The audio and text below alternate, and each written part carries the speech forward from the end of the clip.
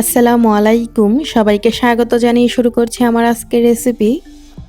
আমি আজকে আপনাদের সাথে শেয়ার করব ভীষণ মজার টক ঝাল মিষ্টি জলপাই আচার তৈরির সহজ রেসিপি। দীর্ঘদিন সংরক্ষণ পদ্ধতি সহ রেসিপিটি শেয়ার করছি।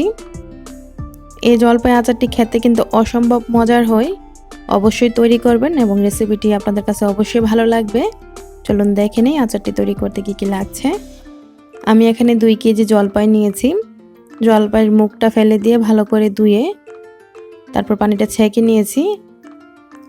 আপনারা আপনাদের পরিমাণ মতো কমিয়ে বাড়িয়ে জলপাই নিতে পারেন। আমি এখানে 2 কেজি নিয়েছি। তারপর আমি আগে থেকে একটা হাঁড়িতে জলপাইগুলো ডুবো থাকে এরকম পানি নিয়ে ফুটিয়ে নিয়েছি। চুলার আঁচটা ফুল আঁচে রেখে যখন পানিটাতে বলক চলে এসেছে তখন আমি সবগুলো জলপাই দিয়ে দিলাম। চুলার আঁচটা ফুল আঁচে রেখে 5 মিনিট সিদ্ধ করে নিব। 5 মিনিটে কিন্তু জলপাইগুলো সিদ্ধ হয়ে যাবে। মোট 5 মিনিট পর জলপাইটা যখন একটু এরকম ফাটল দেখবেন তখনই বুঝে নেবেন যে জলপাইটা সিদ্ধ হয়ে গিয়েছে। তা আমি একটা ছাঁকনিতে ছেঁকে নিচ্ছি আর আচারের মশলাটা ভেজে নিচ্ছি। চুলায় একটা প্যান বসিয়ে দিয়েছি আর এখানে 3 টেবিল চামচ আচারের মশলা মানে 5 ফোড়ন দিয়ে দিয়েছি। চুলার আঁচটা মিডিয়াম টু লো আঁচে রেখে 1 মিনিট ভেজে নিব। কখনো ফুল আঁচে রেখে কিন্তু আচারের মশলা ভাজতে যাবেন না। তারপর 1 মিনিট ভেজে নেওয়ার পর ঠান্ডা করে ব্লেন্ডারে গুঁড়া করে নিব। তো এটা ভাজা হয়ে গিয়েছে, আমি নামিয়ে নিয়েছি। আর আমি যে জলপাইগুলো রেখেছিলাম একটা ছাঁকনিতে ছেঁকে ঠান্ডা প্রায় 10 থেকে 15 মিনিট পর ঠান্ডা হয়ে যাওয়ার পর একটা বলে নিয়ে আমি হাত দিয়ে ঠিক এইভাবে চটকিয়ে নিচ্ছি জলপাইগুলো। অবশ্যই জলপাইগুলো এভাবে চটকিয়ে নিতে হবে। আর যদি জলপাইগুলো প্রথমে টুকরো করে নেন তাহলে সিদ্ধ করে নিলেই হবে, আর চটকিয়ে নিতে হবে না। তো এইভাবে কিন্তু সবগুলো জলপাই আমি চটকিয়ে নিয়েছি। এখন আচারটা তৈরি করার জন্য চুলায় একটা প্যান বসিয়ে দিয়েছি। প্যানটা গরম হয়ে যাওয়ার পর এখানে আমি মেজারমেন্ট কাপে 1.5 কাপ সরষের তেল দিয়েছি।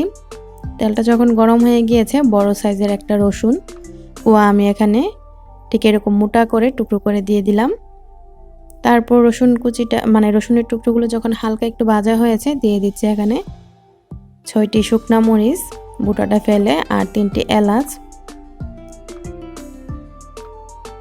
শুকনা মরিচটা প্রথমে দিলে কিন্তু কালো হয়ে যাবে, তাই এই অবস্থায় দিয়ে ভেজে নিতে হবে। আর 2টি তেজপাতা আমি 2 টুকরো করে দিয়ে দিলাম। তো এইগুলো কিছুক্ষণ ভেজে নেওয়ার পর যখন একটু ব্রাউন কালার হয়ে যাবে রসুনটা তখন আমি এখানে আধা কেজি আখের গুড় দিলাম। তো আখের গুড়টা আমি এখানে 500 গ্রাম দিলাম। আপনারা আপনাদের পরিমাণ মতো কমিয়ে বাড়িয়ে দিতে পারেন, কিন্তু কমিয়ে দিবেন না, বাড়িয়ে দিলে দিতে পারেন। আমি যেহেতু টক ঝাল মিষ্টি আচারটা তৈরি করছি তাই একটু টক হবে, একটু ঝাল হবে, মিষ্টি হবে। তারপর আমি নেড়ে চেড়ে এখানে 1.5 টেবিল চামচ সর্ষে বাটা দিয়ে দিলাম, সাদা সরিষা বাটা, আর দিয়ে দিলাম 1.5 টেবিল চামচ মরিচ গুঁড়া, 2 চা চামচ হলুদ গুঁড়া, পরিমাণ মতো লবণ। সবগুলো মশলা দেওয়ার পর নেড়ে চেড়ে চুলার আঁচটা আমি ফুল আঁচেই রেখেছি। সরিষা বাটাটা দিলে কিন্তু আচারটা খেতে বেশি মজার হয়, তবে চেষ্টা করবেন সাদা সরিষাটাই দেওয়ার, কারণ অনেক সময় কালো সরিষা বা লাল সরিষাটা দেওয়ার কারণে কিন্তু একটু তেতো ভাব হয়। তাই তো যখন ঠিক এরকম টকবগিয়ে বলক চলে আসবে, এই মশলাগুলো কষানো হবে, তখন আমি চটকিয়ে রাখা জলপাইগুলো দিয়ে দিলাম। তারপরে কিন্তু চুলার আঁচটা ফুল আঁচে রেখেই ভালো করে নেড়ে চেড়ে নিচ্ছি।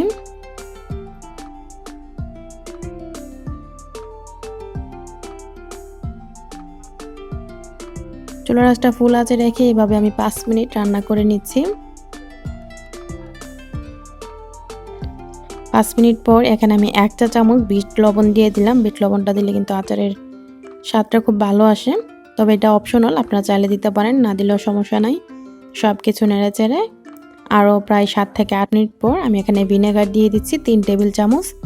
ভিনেগারটা দেওয়ার কারণে কিন্তু অনেক দিন পর্যন্ত আচারটা ভালো থাকবে, আচারটাতে ফাঙ্গাস পড়বে না। তাই চেষ্টা করবেন অবশ্যই ভিনেগারটা দেওয়ার জন্য যদি বেশি দিন সংরক্ষণ করতে চান। তো আমি এখানে ভিনেগারটা দেওয়ার পর প্রায় 5 মিনিট এভাবে নেড়ে চেড়ে চুলার আঁচটা ফুল আঁচে রেখে কিন্তু আচারটা তৈরি করছি। তারপর আমি লবণটা চেক করে নিয়েছি, লবণটা কম হয়েছিল, এখানে আমি আরও কিছু লবণ অ্যাড করে দিলাম। তো এভাবে নেড়ে চেড়ে প্রায় আরও 5 মিনিট পর আমি যে আচারের মশলাটা তৈরি করে রেখেছিলাম সেটা ব্লেন্ডারে গুঁড়া করে নিয়েছি। তো আচারের মশলাটা আমি দিয়ে দিলাম। তো আচারের মশলাটা দেওয়ার পর এভাবে নেড়ে চেড়ে প্রায় আরও 5 থেকে 7 মিনিট অপেক্ষা করব। অবশ্যই অনবরত নাড়তে হবে, না হয় কিন্তু নিচে দিয়ে লেগে যাবে। আচার যদি নিচে দিয়ে লেগে যায় তাহলে কিন্তু আচারের গন্ধটাই নষ্ট হয়ে যাবে, খেতে ভালো লাগবে না। এভাবে 5 থেকে 7 মিনিট নেড়ে চেড়ে যখন আচারটা ঠিক এরকম আঠালো একটা ভাব চলে আসবে তখনই বুঝতে হবে আচারটা হয়ে গিয়েছে। আপনারা চাইলে আরও কিছুক্ষণ জাল করে একদম আঠালো করে মানে একদম বেশি শক্ত করেও নামাতে পারেন। আমি ঠিক এই অবস্থায় নামিয়ে নিচ্ছি। এই অবস্থায় খেতে অনেক বেশি ভালো লাগে আচারটি। তো আমি চুলা থেকে নামিয়ে নিয়েছি। আর যেই প্যানে আচারটা তৈরি করবেন সেই প্যানে কিন্তু রেখে দিবেন না বেশি সময় ধরে, তাহলে কিন্তু আচারের কালারটা নষ্ট হয়ে যাবে। তো এই প্যান থেকে আমি অন্য একটা পাত্রে নিয়ে নিচ্ছি। আর নিশ্চয়ই আচারটা দেখেই বুঝতে পারছেন কতটা লোভনীয় লাগছে। জলপাইয়ের এই আচারটি খেতে অসম্ভব মজার হয়। আপনারা চাইলে কিন্তু সাদা ভাত কিংবা খিচুড়ির সাথেও খেতে পারেন। আর এমনিতেও কিন্তু এমনি খেতেও কিন্তু অনেক বেশি মজার হয়। আমি কিন্তু জালের পরিমাণটা কমিয়ে দিয়েছি, বাচ্চারাও কিন্তু এই আচারটি খেতে অনেক বেশি পছন্দ করবে। আপনারা চাইলে জালের পরিমাণটা আরও বাড়িয়েও দিতে পারেন। চেষ্টা করেছি খুব সহজভাবে ভীষণ মজার এই আচারের রেসিপিটি আপনাদের সাথে শেয়ার করার। আশা করি আমার আজকের এই রেসিপিটি আপনাদের কাছে ভালো লেগেছে। যদি ভালো লাগে লাইক কমেন্ট শেয়ার দিয়ে সাথেই থাকবেন। রেসিপিটি দেখার জন্য আপনাদের সবাইকে অসংখ্য ধন্যবাদ। সবাই ভালো থাকবেন, আমার জন্য দোয়া করবেন।